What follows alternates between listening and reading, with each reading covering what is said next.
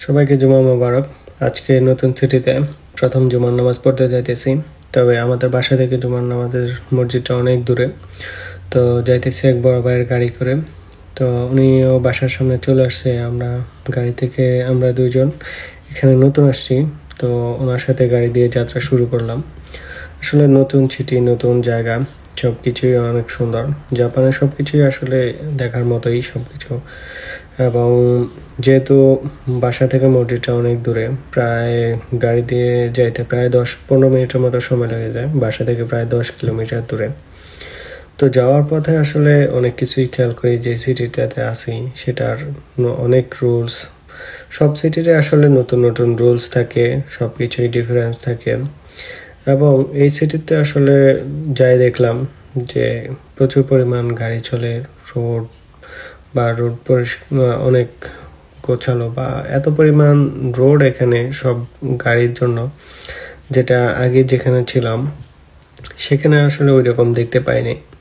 তারপরও যেহেতু এখন এদিকে চলে আসছি, তাহলে এদিকের যেভাবে মেকআপ করা হয় ওইভাবেই আসলে সেট আপ করে নিতে হয়, এটাই স্বাভাবিক। এখন এই যে আমরা একটা রোড থেকে, বাইপাস থেকে আবার আরেকটা রোডে উঠলাম।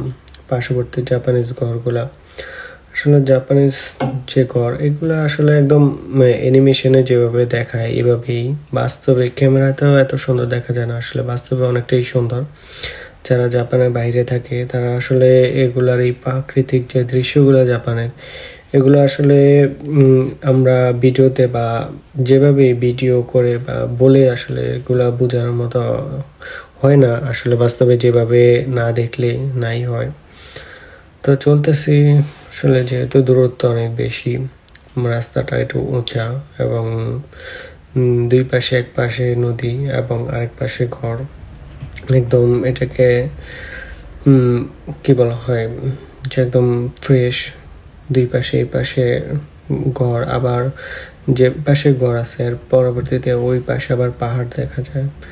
এক পাশে নদী, তারপর হচ্ছে একটু সমতল জায়গা, এবং আরেক পাশে পাহাড়। জাপানের সব জায়গায় এরকম সুন্দর, যে নদী, সাগর, পাহাড়, মাঝখানে ঘর, উঁচা নিচা অনেক জায়গায়। তবে আমরা যে সিটিতে আসছি সেখানে অনেকটাই সমতল দেখা যাচ্ছে। তো ইতিমধ্যে আমরা মসজিদের কাছে চলে আসছি। যেহেতু সময় অনেক কম, আমরা দৌড়াদৌড়ি করে আস্তে আস্তে একটু লেট হয়ে গেছে, দৌড়াদৌড়ি করে চলে আসছি জাপানের নতুন জায়গায়। এটা মসজিদটা প্রথম আসলাম, দেখতে মোটামুটি ছোটই, যেহেতু এখানে মুসলিম কমিউনিটি অনেক কম।